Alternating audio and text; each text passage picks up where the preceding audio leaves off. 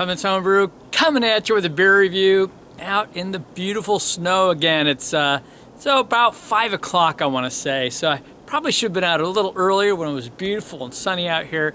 But what the heck, you know, this is beer time right now. This is Sunday, I think it's the 15th of January. And we've been experiencing some single digits here in the last week. It's been very cold for Oregon. Today, though, I'm going to come in with a good dark beer, right? That's what you should do on a day like this. Not necessarily in the snow.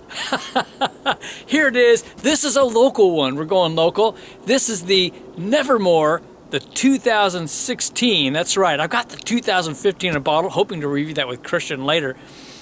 This is a Portland, Oregon brewery. That's right. Local. It is a black barley wine ale brewed with cocoa nibs and smoked figs. Doesn't that sound wonderful? And it's a whopping 12.5% ABV. I can't remember what the IBUs are. I understand they're fairly high though. It is an American barley wine. So let's see here. What do they say? Blah, blah, blah. Oh, it's Moonstruck chocolates. My wife would love to hear that. Rich black barley wine, blah, blah, blah. Figs from their kitchen.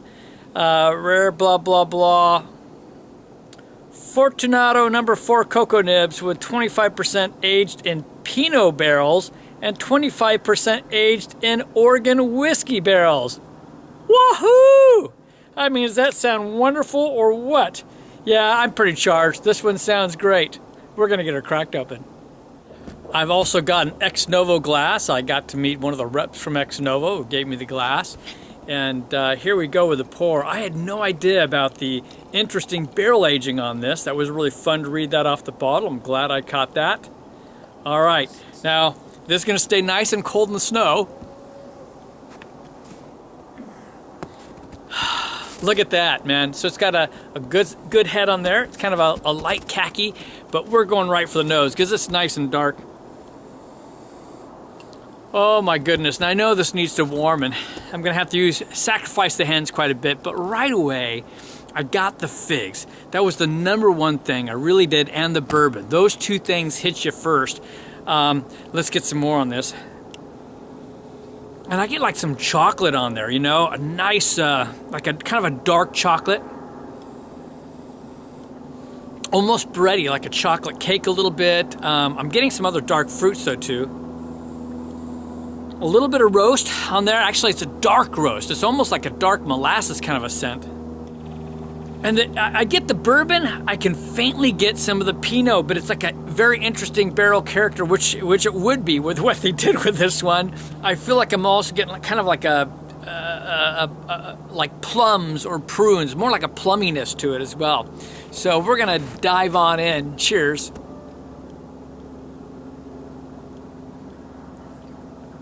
Now I've warmed this up a little. It's not too cold, which is wonderful. And this is a beautiful, rich flavor. It's on the light side of a full mouthfeel, but it is a full mouthfeel indeed. Well, this is just wonderful. It's a light side of a full body, as I said. So it's slightly thin for the amount of flavor on it. It's very interesting, but it's very, very rich. I mean, you get the figs big time. You definitely get the bourbon, but you also get that, was it Pinot, I think they said? I mean, you get the viniousness off of it, the vinous barrels, an oakiness on it. You get some of the smoky character to it, which is really lovely. I get some other dark fruits, maybe a hint to some raisin, a little bit of that like plumminess and pruniness, as I said. There's a light roast to it. It's kind of a dark chocolate and almost a chocolate cake, kind of like a rich chocolate cake with fruits, like a cherry kind of thing, but not cherries in this case. The backside has a bit of a bitterness. It's not a strong bitterness. It makes me think of something that would come from like char or a blackstrap molasses. Not that I'm saying it's those flavors, but it's a light char, and it doesn't feel like it's a big old char coming from the hop. So I'm sure that's what the character is. My goodness, this is rich. I wish I could really describe to you just how wonderful this bourbon and this wine is. The barrel characters of those in with this with cocoa nibs. That's right. and the smoked figs. This is outstanding. I'm going to take a little time with this, and I'll be back. Oh, let me tell you, I'm an enthusiast for this beer. I'm just digging on this beer. I think this is an underrated gem right here. That's what I think. You'd really have to like this style. It's such a unique style. I mean, it's hard. I think they nailed it by calling it a black barley wine. It's like they made an American barley wine, and but then they put a lot of like maybe roasted malts, and I don't know what they made it with, but there'd be a lot of roasted malts in there, and to make it such a dark barley wine, and that really changes the character of the flavor. But then you put in those smoked figs.